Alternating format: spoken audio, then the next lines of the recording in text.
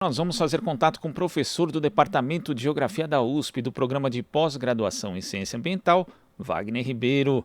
Bom dia, Wagner. Bom dia, Glauco. Bom dia quem nos acompanha. Wagner, em meio à crise hídrica, o governo publicou uma medida provisória que prevê a adoção de medidas emergenciais enquanto dura isso, a medida provisória 1055. E pelo que deu para observar ali, Wagner, é uma forma de centralização, né, da gestão da água no Brasil em um comitê formado pelo governo federal, mas a gente sabe que essa gestão é compartilhada, inclusive com competências da Agência Nacional de Águas, dos comitês de bacia e diversos outros órgãos. Como é que você vê essa medida provisória e quais os impactos que ela pode ter, Wagner? Veja, Glauco, essa medida provisória reforça claramente o caráter autoritário do governo federal atual, porque ela deixa na mão do ministro e ministra da Energia, inclusive, o caráter de decisório, né? Há de referendo depois do próprio colegiado que o governo criou por meio da presença de 6 ministros, e apenas 6 ministros vão decidir aí o que fazer nesse momento que nós estamos assistindo de muito grave, de falta de chuva e que, ao mesmo tempo, tem gerado aí preocupações em relação ao abastecimento energético no país. Então, de fato, negligenciar toda a tradição de gestão da água no Brasil, privilegiar o setor elétrico na geração de energia, ou seja, aquele grande embate que nós assistimos desde sempre, né, entre os grandes usuários de água e os demais usos da água, né? E o grande usuário de água, sem dúvida, no Brasil é a geração de energia elétrica, depois você tem o setor industrial, abastecimento, enfim. Ele volta privilegiando um segmento, né? Segmento da geração de energia. A própria medida provisória diz que caberá, né, atender aquilo que está na nossa lei de água, né, que é justamente observar a dessalinização humana e animal como prioridade em caso de falta de água. Mas caberá atender, não é o foco central da medida provisória. Portanto, ela é, do meu ponto de vista, torta, né? Ela não trabalha naquilo que você colocou muito bem, a gestão integrada dos recursos hídricos, pensando aí não apenas na geração de energia, que é fundamental, mas também no abastecimento humano, no abastecimento das grandes cidades, das grandes metrópoles. São Paulo mesmo, região metropolitana, nós estamos já enfrentando uma situação de muita preocupação de estresse hídrico também. Mas se você tiver aí o privilégio para a geração de energia, como é que vai ficar o abastecimento dos grandes centros urbanos, por exemplo? Então, é de fato uma medida provisória que, do meu ponto de vista, como você colocou bem, esquece dos comitês de bacia, não cita a Agência Nacional de Água, né? Enfim, nós temos aí, de fato, um retrocesso bastante agudo também no enfrentamento da crise, né?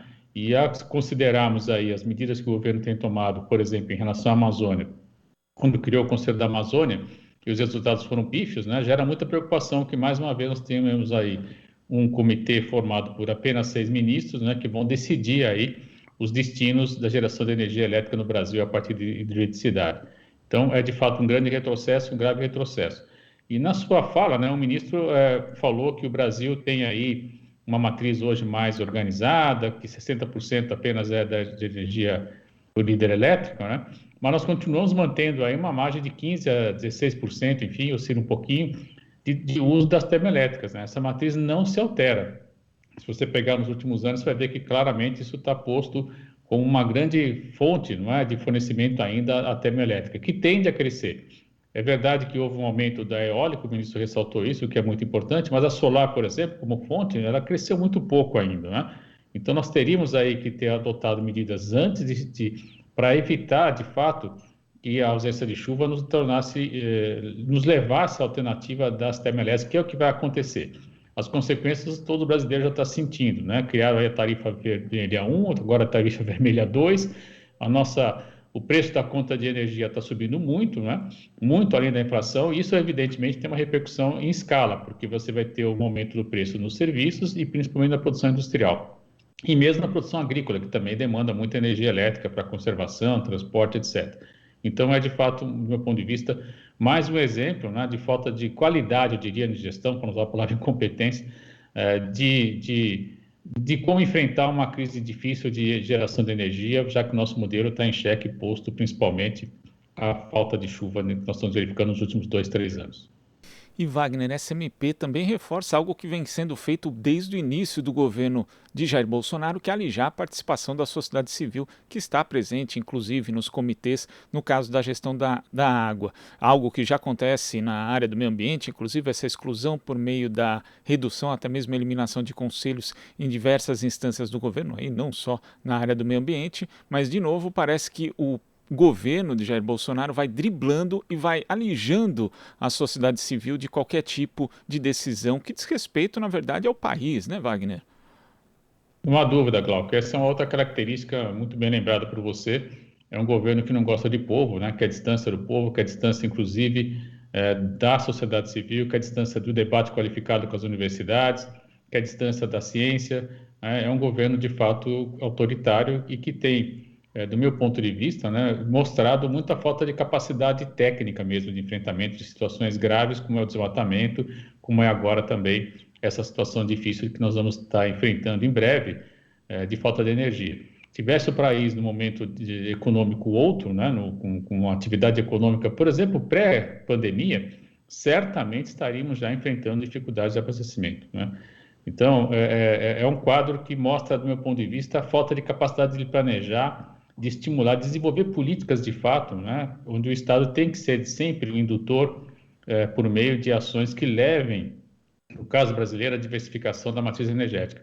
O que deixa a gente mais triste, eu diria, é que nós temos sim um potencial de tornar o país mais independente de uma determinada fonte, né? Porque nós temos aqui uma matriz energética que pode combinar a eólica com solar. Nós sabemos que em alguns momentos a solar diminui a intensidade, mas aí você pode complementar com maior insolação em outras áreas. Enfim, nós temos sim alternativas, né? Até a energia de maré, existe experiência já, por exemplo, no Nordeste brasileiro, onde você pode, a partir do movimento das marés, gerar energia. Nós podemos intensificar aí a solar, especialmente em áreas urbanas, inclusive. Enfim, temos alternativas, Glauco. Tem estudos que mostram que o Brasil, diferente de outros países, pode buscar alternativas e se tornar um exemplo de como gerar energia de qualidade, energia limpa no século XXI. E, lamentavelmente, isso tudo é negligenciado, né? Ainda se aposta no modelo das grandes hidrelétricas.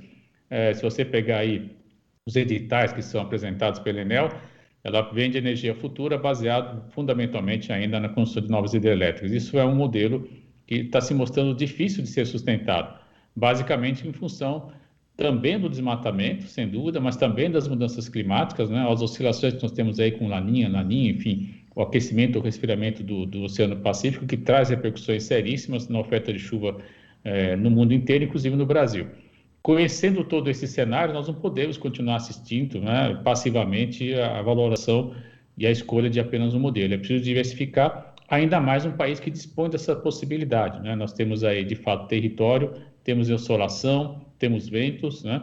Isso tudo poderia tornar o Brasil um modelo de geração de energia sustentável para o século XXI, diferente do que está acontecendo. E essa medida provisória, ela alija a ciência, ela alija a sociedade civil, ela torna o ministro da Minas e Energia um superministro que vai decidir, ele pode decidir o que ele quiser e depois passar de referendo junto aos demais ministros. Isso é muito preocupante, não é? É um retrocesso agudo para enfrentar uma crise tão certamente difícil que teremos pela frente. Isso pode ter impactos econômicos não só diretos por conta da questão da energia, né? Todos os países precisam de energia, de uma geração de energia e distribuição também eficiente e mais barata para poder se desenvolver, mas também impactos indiretos, Wagner, porque ontem mesmo o presidente do Senado, o senador Rodrigo Pacheco, que é de Minas Gerais, mostrava uma certa contrariedade porque esse tipo de gestão pode afetar negativamente os lagos de regiões turísticas e também operações e hidrovias, né, que são atividades importantes ali no estado dele, Minas Gerais. Então, ainda poderemos ter conflitos federativos, no caso, por conta dessa questão da centralização da gestão da água no governo federal, Wagner.